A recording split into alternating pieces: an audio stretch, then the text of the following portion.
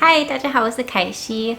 Recently, I've gotten some comments from people who say they miss hearing me speak English in my videos, so I thought I would try speaking to you guys in English in today's video. Of course, if you're not that interested in learning English, it's okay too. This video will have English and Chinese subtitles, so don't worry about it.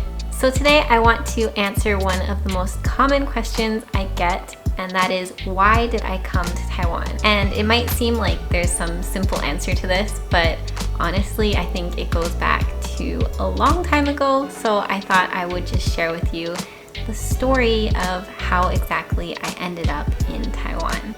So I've lived in Taiwan for about 5 years, but my interest in Taiwan started a long time ago. I think I've always been interested in different cultures and different countries, especially Asian culture.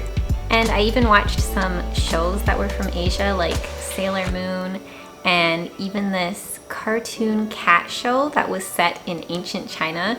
The cat in the cartoon was called Sagua, and they would speak some Chinese in it even. So even back then, I was kind of getting interested in Asian culture, I guess. And I think that might have been because my dad was also interested in Asian culture, especially Chinese culture, and he would often go on business trips to different places in Asia, and he would bring us back like candy or other souvenirs from these Asian countries.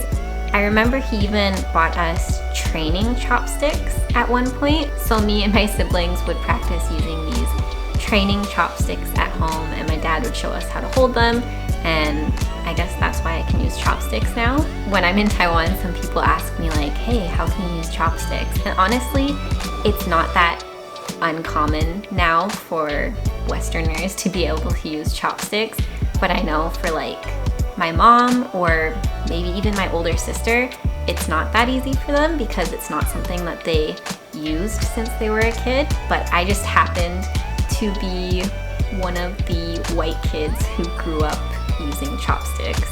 So yeah, I guess I had a bit more experience with using chopsticks, and then also just learning about Asian culture from a young age. And then in high school, I became best friends with 2 Taiwanese girls. They ended up getting me into Taiwanese dramas and Taiwanese music. We would watch like 恶作剧之吻, It Started with a Kiss, and I was obsessed with like Fahrenheit and 罗志祥 and Yang Chenling, Shou Luo and Rainy Yang. So every day after school, we would go to their house and we would watch Taiwanese dramas with English subtitles, of course, because I still wasn't learning Chinese at this point. I just thought they were really fun, and that's when I think I really got intensely interested in Taiwan and also in learning Chinese. So I really wanted to understand the shows and the music that I loved so much, and I also wanted to be able to understand my best friend's parents. When we were at her house, I would hear her mom speaking Chinese, and I was always like, what is she saying? I just want to know. I just thought it was so cool that they could speak this different language, and I really wanted to be able to too. So that's when I started learning Chinese on my own. Unfortunately, my high school was pretty small, so we didn't have many choices when it came to what language courses we could take. So in school, I was learning French, which I wasn't really that interested in, but on my own time, I started taking online courses to learn Mandarin. And I really loved learning Mandarin, even though it's a really hard language to learn, but it was worth it to me because I was starting to slowly understand some of the dialogue in the Taiwanese dramas and movies that I liked watching, and I was starting to be able to sing some of the songs that I liked from Taiwan. And so I kept learning, and then one summer during high school, my friends and their family invited me to go to Taiwan with them on their family trip. And I was super excited to be going to Taiwan. It was like my dream at that point. It was my first time being away from my parents and going to a foreign country without them. but I was going with my two best friends and to a country that I really wanted to go to, so I was super excited. We stayed in Taipei for most of the time, and I really liked it. I liked the food. I tried a lot of things that I had never tried before, and I liked the weather, even though it was super hot and humid because we went in the summertime. I remember stepping off the plane that first time and just feeling the gush of hot, wet air coming at me. It was like stepping into a sauna suddenly, and it was my first time kind of feeling that kind of weather, so it was quite the shock, I guess. Actually, I probably experienced a lot of culture shock that first time that I came to Taiwan because it is so different from Canada. But thankfully, I was only like 16 at the time, so my friend's parents and her other relatives took really good care of us, and we didn't really have to worry about a lot. We just got to enjoy like going to tourist spots and eating good food and yeah, shopping, things like that. So, and because all three of us really liked Taiwanese celebrities, we ended up going to an album signing by Alien, I believe. And then we also even went to a recording of 娱乐百分百.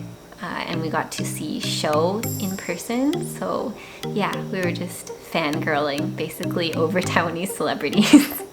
And while I was in Taiwan that first time, I thought it was super cool that I was able to understand some spoken Mandarin. Like when my friends' relatives were speaking Mandarin around me, I could pick up some of the words or kind of get the gist of what they were talking about. And then when we were walking around, I would look up and see billboards or posters, or maybe we were at a restaurant and we would look at the menu and I would recognize some of the Chinese characters on it.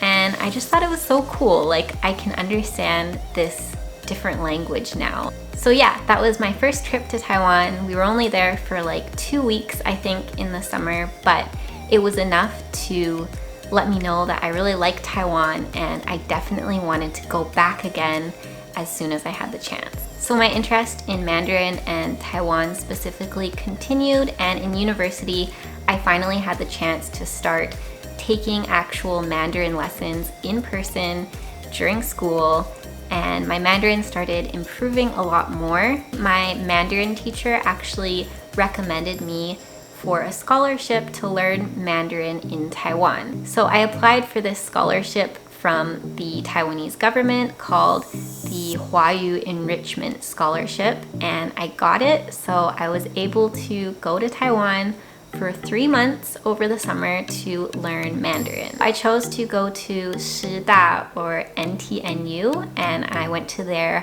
Mandarin training center. And while I was there that summer, all on my lonesome, I met a Taiwanese guy.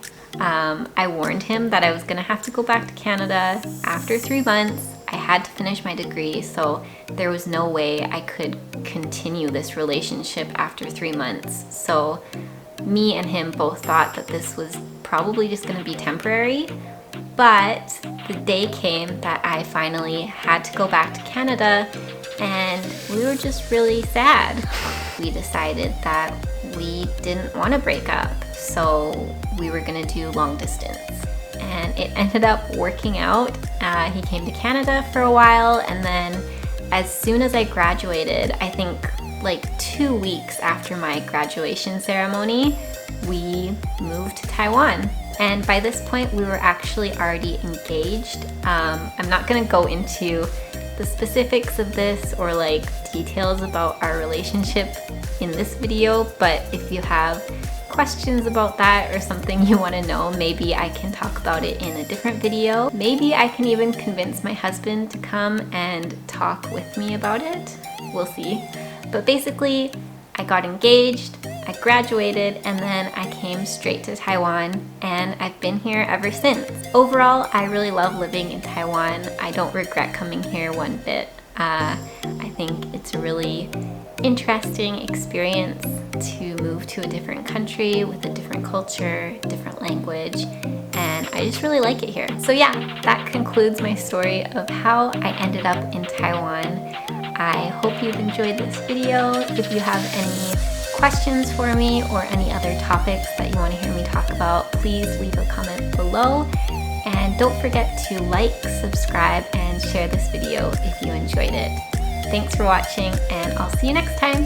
Bye!